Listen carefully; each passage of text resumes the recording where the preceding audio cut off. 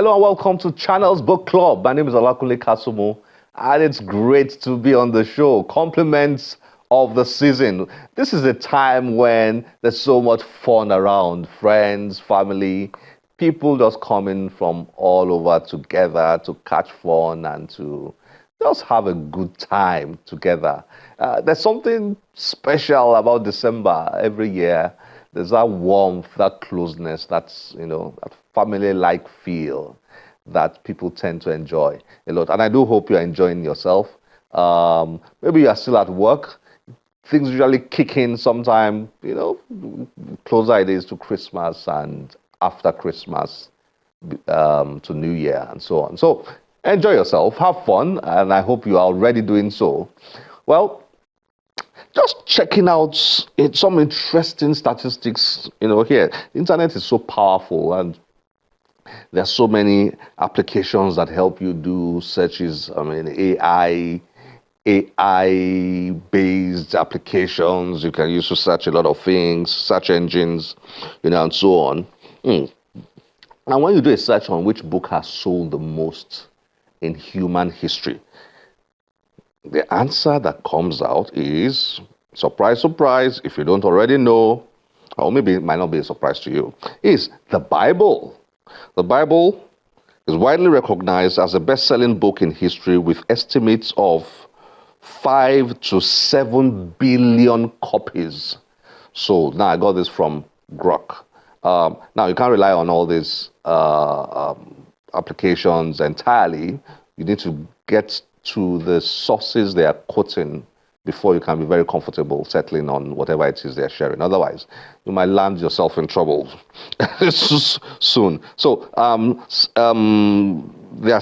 Grok is citing Guinness Book of World Records and citing British and Foreign Bible Society and citing a whole lot of other sources like that. So, 5 to 7 billion copies of the Bible have been sold and distributed worldwide over the centuries.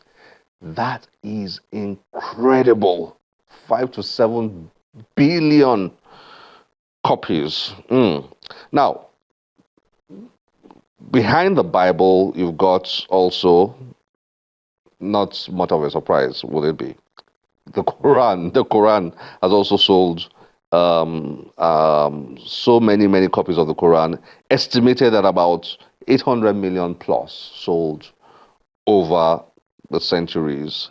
And then, surprisingly, quotations from Chairman Mao Zedong, hundreds of millions to over 1 billion during the Cultural Revolution, is also trailing the Bible.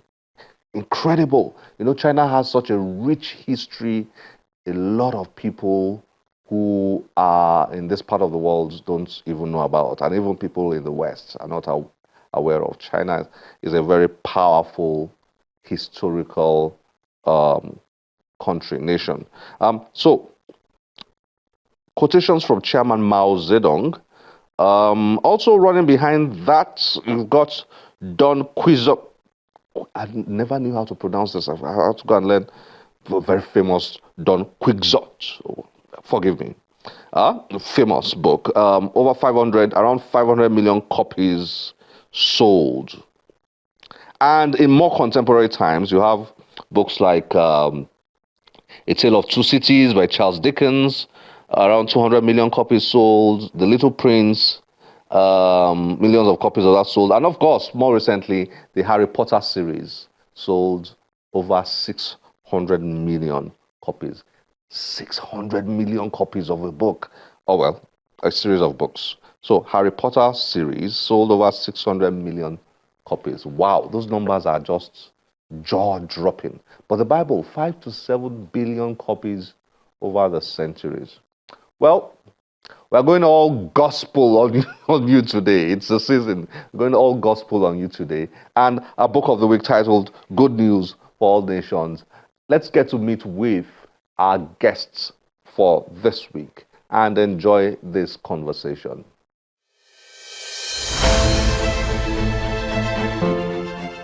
Wahab James is an evangelist, columnist, and author. James is an alumnus of the University of Ilorin and Christian Leadership University, UK. He worked in several government parastatals, including the Nigeria Television Authority (NTA) and the Federal Civil Service, where he rose to the rank of a deputy director before his retirement in 2017. James joins Channel's book club to discuss his latest book, Good News for All Nations.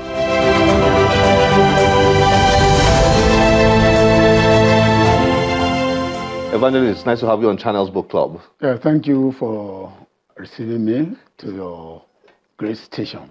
It's great to have you here. It's not every day we have evangelists on this show, so you're welcome. Thank you, thank you. But it's Christmas season. End of the year.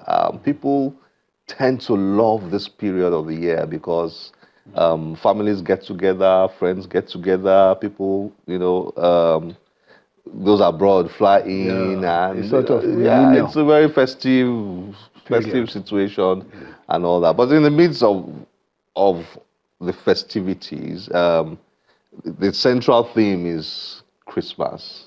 Which is about the birth of Christ and all that.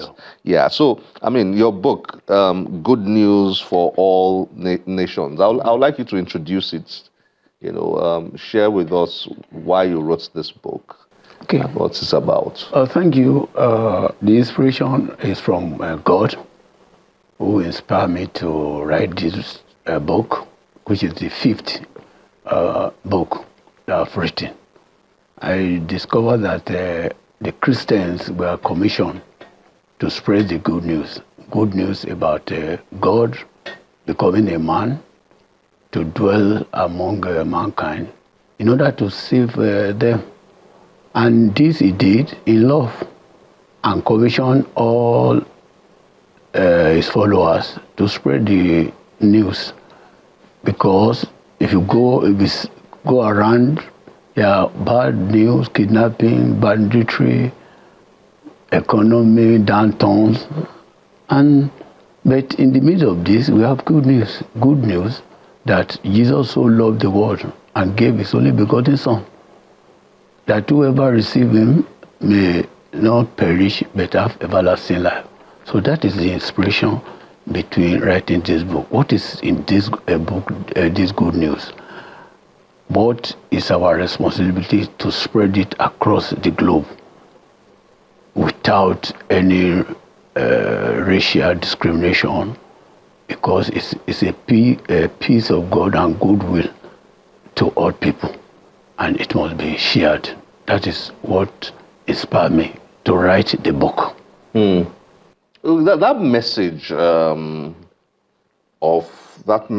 of Christ coming and dying for the sins of mankind is a central theme of your book, right? Yes. And you are trying to ask Christians to share that news with the world. That's basically the summary. That is the theme of the whole book. Of your book. Do you think? I mean, let me speak to you. Let me speak to you very generally and maybe a bit more philosophically. When you look at the world, I mean, you wrote this book and you've shared with us a message of this book. And I saw a number of statistics in your book where you shared how many people have received the gospel, how many people have not, all over the world, and all that. When you look at the world, what do you see? Why do you feel that sense of urgency to share this message? Yeah, the need to share the message is about is because of the insensitivity of a gross majority of people not wanting to receive the good news. There are many people that are unreached, that they have never have opportunity to receive the news. Among those who have received the news, it's a minute percentage compared with people who are yet to receive the good news. And that is why the honor lies on the body of Christ to go out there and go and spread the gospel. The trend is you are winning people who have been redeemed. You are winning them back to your church from one denomination to another. That is not reaching the people who are supposed to hear the news. The Catholic want the Anglican to come to their church, and then they rest their hours on that. But then, what of people who are yet to receive the good news? You wrote that there are about over 3 billion people Yes. who have not had the good news. Yes. in your book. Yes, according to... Yeah, those 3 billion people, where are they? I mean, my question is a bit rhetorical, but I mean, what we see in cities like Lagos is churches starting every other house. Yes. You know, so there's a new, this house now, a church starts. You go 3 houses away, there's another church. It might even be the branch of the same church, you know, and then you go down the street, you can count like 10 and all that. As you have written, if there are over 3 billion people in the world, mostly in far away places, Yes. you know, according to you, how come churches are not going to those places to share the gospel? Everybody wants to be in the cities, and what's your take on that? How is the gospel being shared if that is what is happening? That is that is the bane of this present society. In the early Christian people, in the early church, the occupation they have is to share the good news. They don't have any other occupation but to share the good news, to go to the lost sheep. God Christ commissioned the 12 apostles, then later the 70, that they should go to the lost sheep and seek them and bring them back to them to Him. And that is what the Christians are not doing again.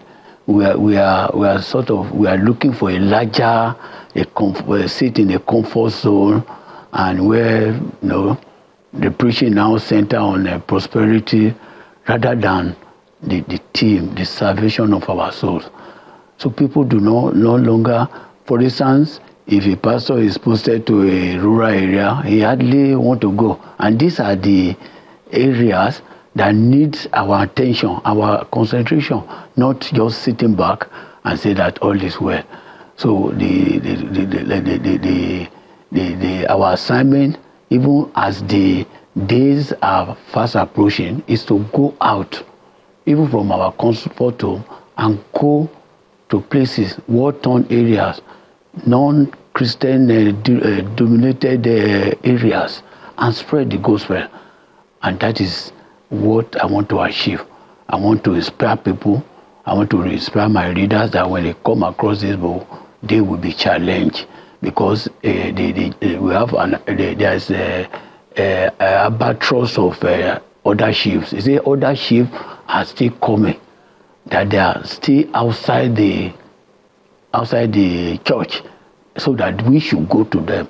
Jesus has foreseen it, that other sheep are still yet to come to the fold. And that is why we must, on our own, go and seek for them.